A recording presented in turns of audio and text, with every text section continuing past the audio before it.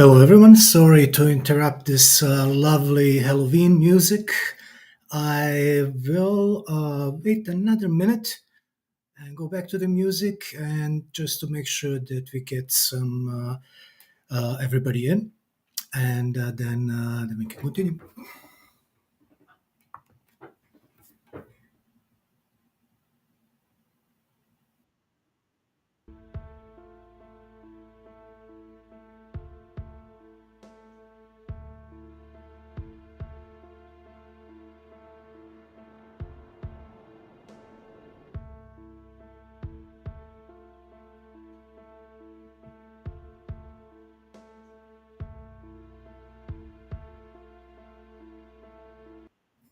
Okay, welcome.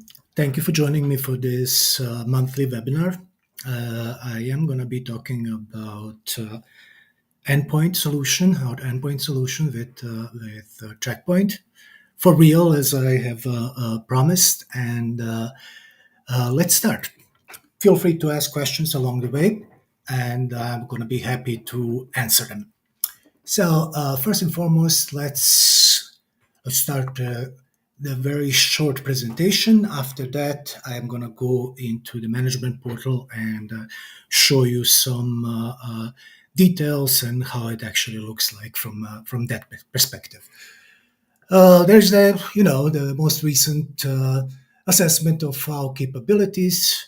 Uh, we have ended at, as you can see, we did very well.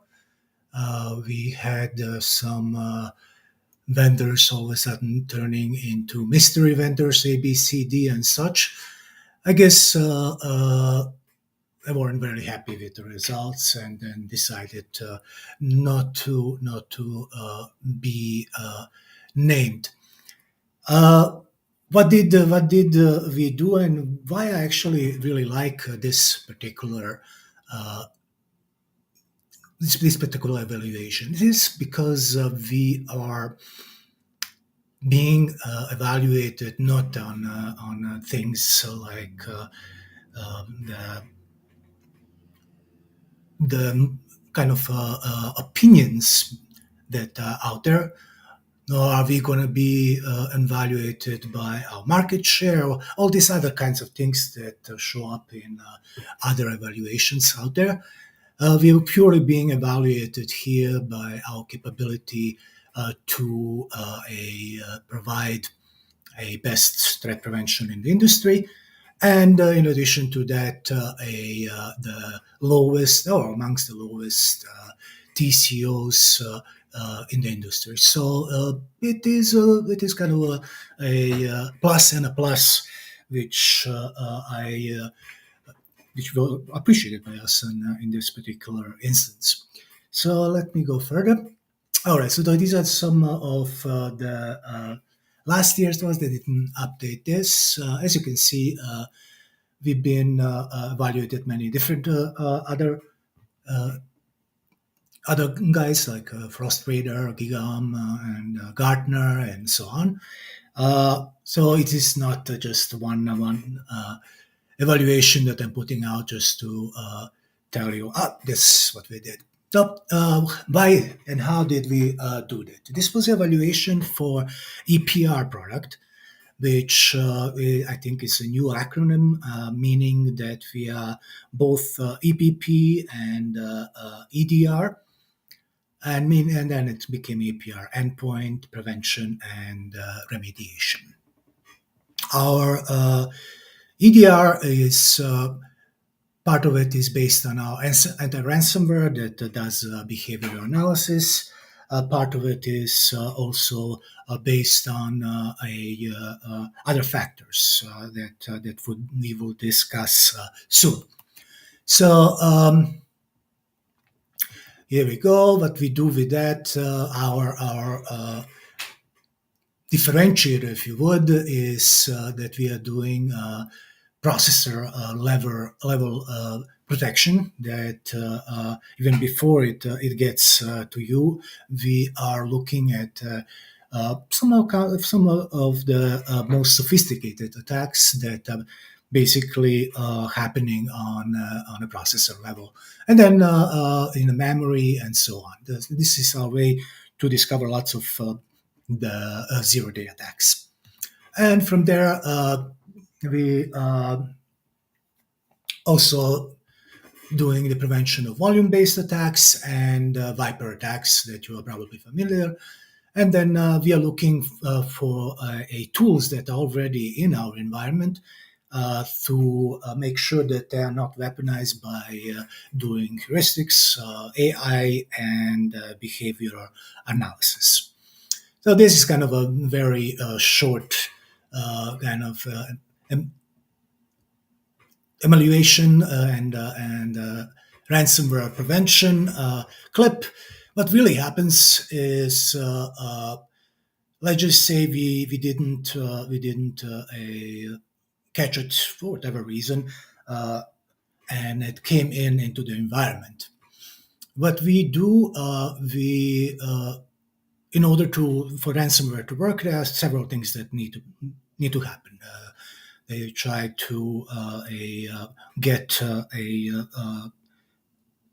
key from the command and control in order to be encrypting the files. They are trying, obviously, the next step would be to encrypt the said files.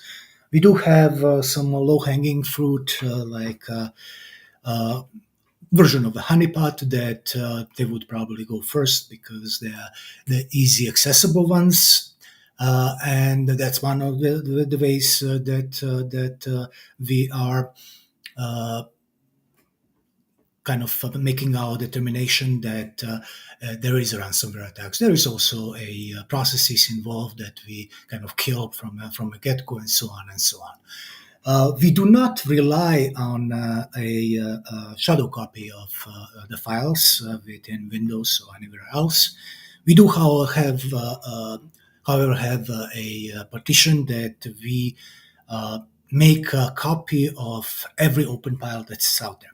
So ransomware goes in and it doesn't need to open the file in order to encrypt it. Every time that happens, we have a copy of the file before it is encrypted. And in the meantime, we are killing the processes and doing all kinds of stuff to stop the ransomware in its tracks. Once that is done, we there is no involvement with the user. Everything restores automatically and safely, and user can continue with their business. This is kind of an interesting example of what else we do right and catch lots of the malicious stuff out there. So this is kind of, it looks like a PayPal site, but it really isn't. It's a lookalike. So what we do, uh, we can you cannot tell the difference, but we can whether or not that is happening. So what's happening after that? It is this obviously would have been a phishing attempt, and there is quite a few of them. We all know that. So let's say it came in from an email user. Let's say clicked on a malicious link, reaches the phishing site, and what is happening at that point? We are doing a all kinds of I think we look around 200 some to 300 telling things that would help us determine whether or not the site is malicious or not. So here, there's some of them. There is much more on the behavioral level, and that's how we, in this case, there was a visual similarity and a URL similarity, but it wasn't what it was supposed to be. So we did prevent the user from entering their credentials that could have been stolen or whatever the case might be. Less than 2 seconds. And again, because of the way that we are doing it, we do not rely on any of the static analysis alone. We do a dynamic analysis of site every time that it comes in. We do not trust any site out there, even if it was previously not malicious.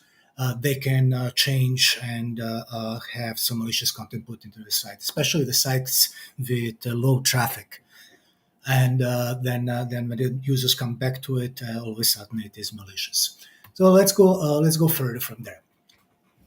Our threat cloud is basically the brains of the operation. Here you can see some of the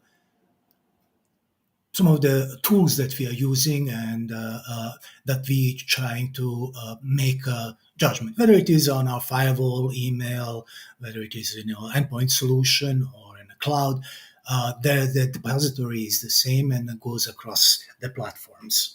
So we have about 60 plus engines, AI and otherwise, that we use in order to make a verdict. That's why we have such a low level of false positives, and we certainly have a high level, and I think the best in industry at 99.3 or some percent, that we are leaving quite a few of our competitors behind in that sense. So here would be a posture management demo. I'm going to do that with a real demo here on my end. So what is it that the endpoint security provides that other people do not provide? So let's see. So we have EPP, as I said. We have zero prevention day attack. So that would be lots of our tools, and I'm going to go over those in our modules, as we call them, that are part of our endpoint protection that help us do that. Then we have obviously EDR capabilities, very advanced, and XDR to correlate the events on a higher level that can be connected to all the endpoints that you see them on a network level, or can be connected to and can be connected to other stuff like email, your firewall. We have quite a few of the integrations that XDR supports. So here's the Gartner recommendation. So what it is, and you've probably seen this one when you looked at my posting at LinkedIn. So what is it that we do? We have one of the most comprehensive endpoint solutions in the industry. And not just that, but a most efficient. All of these separate modules are being offered as a la carte, or can be offered as a package, elite package. So access control, we have a that's pretty standard. We do some endpoint compliance, we do application control, and that's going to come in handy when you look at a number of applications. I just read this morning that small businesses have about 10 to 50 applications on their endpoint, while larger businesses can have much more than that. So controlling those and what can be on your endpoint is very important. So our sandboxing solution with a couple of patented technologies in the threat extraction, meaning our CDR. Browser security is rather important. Zero-day phishing, you saw it earlier. Data loss prevention is also part of our offering, and why we are doing it, there's going to be more data loss prevention ways of doing it, but why we are doing it on a browser, and we support quite a few, is because at that point we do not need any decryption, because it is at the endpoint and everything is visible to us, so it's easy for us to do data loss prevention. You can limit the browser that people use, and that way you can also limit the data that is leaving your environment and have full visibility of what's happening, whether you wanted to keep it in detect mode or you want to prevent it. Both of those are supported. There are a couple of other things like URL filtering, so it does provide more than a traditional endpoint would. Again, posture management, something that usually is provided by small vendors or known posture management vendors, but it is a separate client, it is a separate software. We do both vulnerability and patch management and inventory management. So you have a visibility based on inventory that you have, also based on different operating system and so on and so on. Data protection module is one of the most popular modules out there. because we provide the full encryption of the disk encryption by ourselves, so we can manage your Bitdefender or the Mac version of encryption. And as I said, we have our own. In addition to that, anything that kind of plugs in and to your laptop and you're using it out there, let's say printers or USB sticks or stuff like that, can be controlled by our data protection modules and can be encrypted for business purposes or whatever you decide to be. You can limit which products can be used, and you can limit it to people, groups, and so on and so on. Threat prevention. If you have a full set of threat prevention from a next generation firewall to again, port protection that I mentioned earlier, whether it is for printing or for sharing or the FTP or so on and so on. Anti-exploit is kind of almost an IPS kind of feature, and a anti-malware. And then for the EDR, we have a anti-bot and anti-malware, and what we have accomplished with cooperation with Intel. Not very popular name right now, but still, most of the Windows computers have it out there. So from there, our threat intelligence and IOC management both are a part of this, and we have also threat hunting, which again I'm going to show later on. And or maybe now. Threat hunting, we have I think the best forensic reporting in the industry. It also utilizes a nitrate mapping, so you can see at a low level what exactly is that for your SOC purpose, what exactly was used to for that particular attack, where was it caught or not caught, and so on and so on. Over that, we have our XDR and MDR option. XDR being a tool that your SOC or your whoever manages security can use in order to see what is happening across platforms. And then we have MDR that is fully a little more like a SOC as a service. And we can handle deployment, incident monitoring, where the XDR would do incident management automatically, and you would have the research intelligence that you can utilize to find out what your specific environment is vulnerable to. From there, here we have the web protection. Okay, I think we have mentioned that. Here is the XDR. So here we go. What happens here? We have our forensic reporting. We have our threat hunting, IC management. We can manage automatically your incident, or can notify you in any way you choose about it. Text, email, so on and so on. Then we also correlate everything there into one incident, so you don't have to look across the platforms where the malicious attack has traveled through. And finally, our research intelligence will be provided to you, so you can research indicators and offer your resources. The next, manage detection. So this is when SOC as a service. As you can imagine, we do everything there. There is more or less, and we do it the way that you want. So we don't necessarily have to do incident if you don't want to. We don't have to do any of these.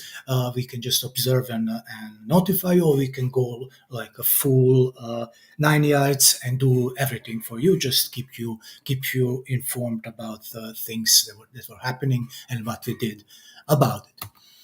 And what we do also, it's important to mention is that we cover a variety of platforms, so Macs, Windows, and Linux, and then so it can be managed or unmanaged, cloud or on-premise, and we also support servers, VDIs, and so on and so on. So it is, as I said, one of the most complete solutions out there that covers anything that you can think, at least security-wise, that you need for your endpoint solution.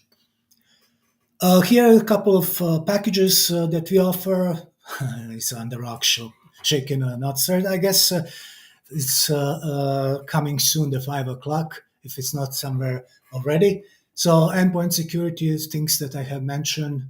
We can do it in combination with MDR.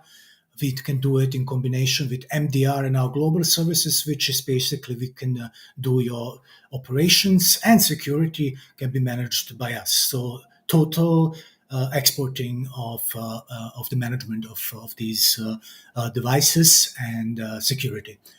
And from there, you can also utilize your an MSSP provider. We support those, and they are happy to manage your solution as well. And there are some reviews, Gartner and such. And here I'll keep this slide a little while longer, just so you get a that queue to get where you want to. If you want to see where you can get more information, get the endpoint trial. There's a video tour, and you can also get a demo. That is, if you don't choose me to do so. And from there, I hope everybody got or took a screenshot or something. Uh, all right, from there it's and that's not me, by the way, but I do thank you for watching this. So let me just go and change this to a real management platform. Replace, and here we are. And when they have something above the button that you have to do. All right, so I hope everybody can see my Infinity portal. I'm going to start by saying this is our one pane of glass that manages all our products. As you can see, we have several different areas. Quantum being our firewalls, whether virtual, cloud, or otherwise. CloudGuard being our Synapse suite, plus WAF, plus other cloud-specific products. And then Harmonies, everything that secures the workplace, whether remotely or not. Excellent SASE, endpoint, mobile, email collaboration. I think it's the best in the industry right now. It was known as Avanan. We taken over Avanan about 3 years ago, and it is, I think, the most popular product out there, and also the best evaluated product out there. And then SaaS, securing access to all your SaaS applications, preventing takeovers, and so on and so on. And you can see on the left hand side, events, play blocks. Those are things that every company today needs, and those events are being correlated between a variety of platforms. And right now, we are also integrating third-party platforms to so you can get a sim like a product. But today's talk is about endpoints. So we're gonna go there. Let's see. It's a portal loading. So you're gonna see that this is a fairly simple product to utilize. This would be a dashboard. You can change it any way you see. We have operational dashboard, which is telling you what is happening operationally, what your clients are doing, whether or not there are some things that need to be done. And here are the full alerts that you can set so it informs you via email or so. Then there is obviously a security overview. Here you can generate a variety of reports. You can also schedule those reports to be provided to whomever you need to report to. And you can see the variety of them that are pre-canned, or you can do your own if you have a specific one that you want to create. So let me go to asset management here. So here is you can see with one kind of look what kind of we call them blades, but more known as modules are enabled for certain laptop, desktops, wherever the operating system is living. endpoint version, and so on and so on. And then the status, whether or not is properly deployed.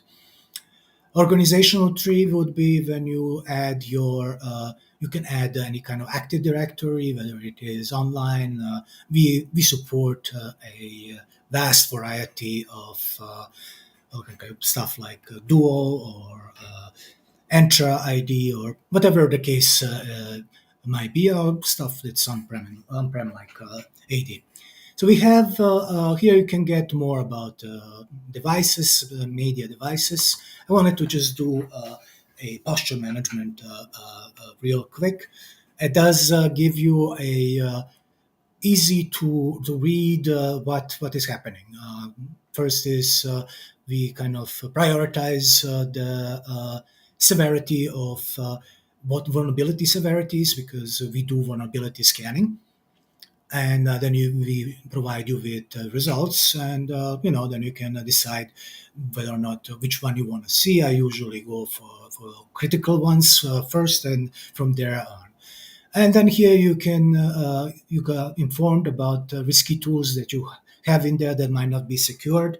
We have a developer option that you can secure those developer tools. So that is also available. And then you have devices that are most vulnerable out there. It's a demo, so there is quite a few vulnerabilities. I hope your environment does not look like this, but I think you get the point of it. And here's what is available as far as the patching for this. Patches come to us as soon as they're released by vendors. We have automated integration, and we are able to go and patch it. So we can go and let's say let's check this one off. I mean, there are a bunch of them. Let me see if I can scroll down. Maybe yes, maybe no. Not really. So let me go here. All right. So there are a bunch of them down here. This one is a little bit, the demo is a little bit moody. So what you can do, you can go rescan, see if it's still there. You can go and patch it. You can have a create a vulnerability report or posture report or CSV file to give to somebody else to take care of it if that is the way that a business is done at your place. So you have many options. You can schedule the updates and patches, or you can do them one by one. Anyway, you see fit. We support both of those instances. I also promised I am gonna go and talk a little bit about threat hunting. I love this tool. It really gives you far more than, let's say, any tool that out there that would a similar tool that you can do your own hunting and see what might be out there.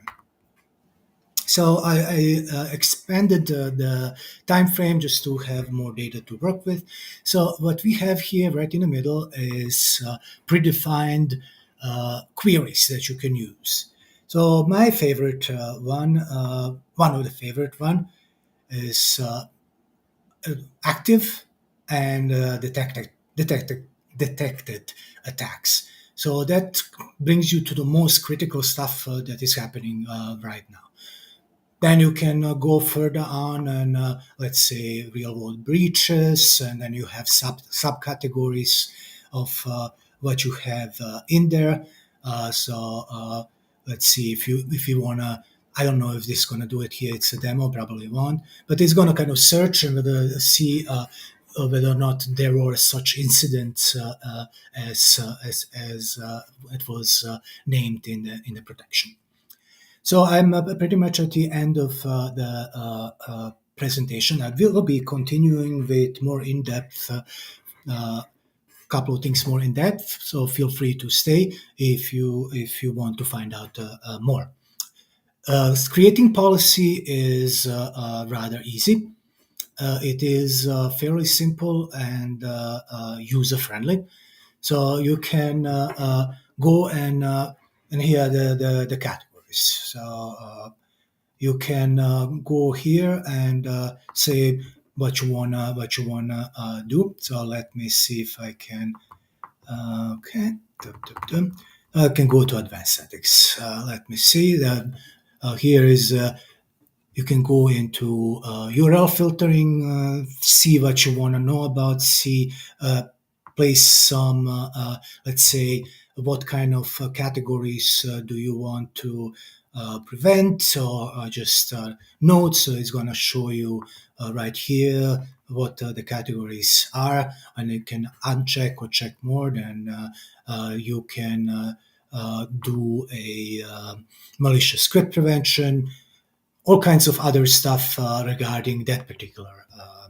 Then we have for anti-malware, what we have there is also variety of settings that you can what you can set, whether to quarantine, delete, uh, risk treatment, or skip that.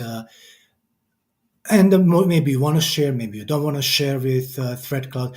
As you can see, is very user friendly and very easy to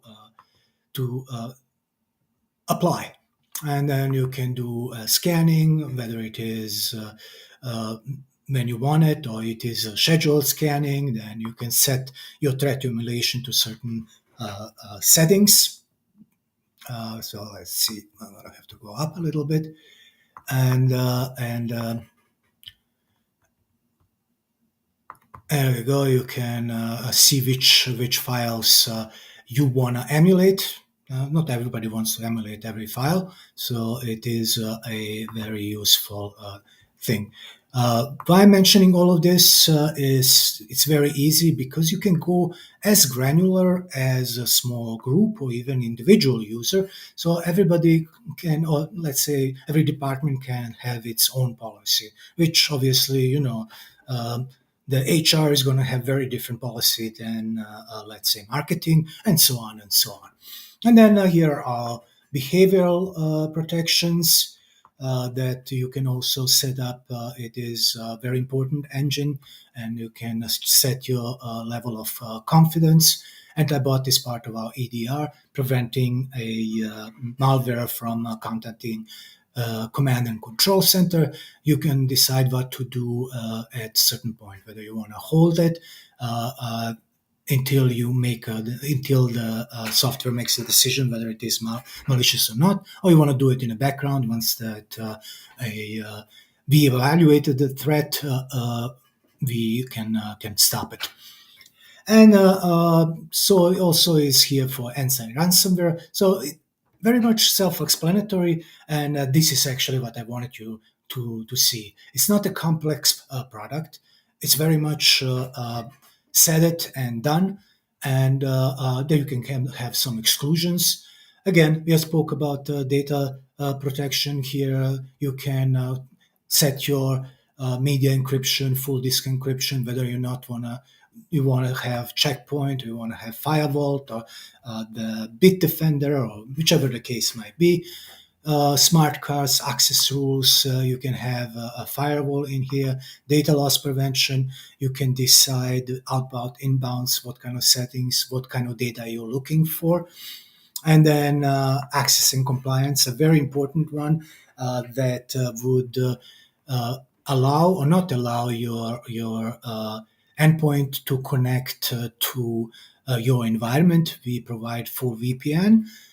You can also utilize other VPN solutions, but the check would happen, and then you could utilize our checks in order to make a decision on compliance and posture, and then whether or not you want to do enable developer the protection that I mentioned earlier and apply it to, let's say, your development group. And here's the deployment and export package.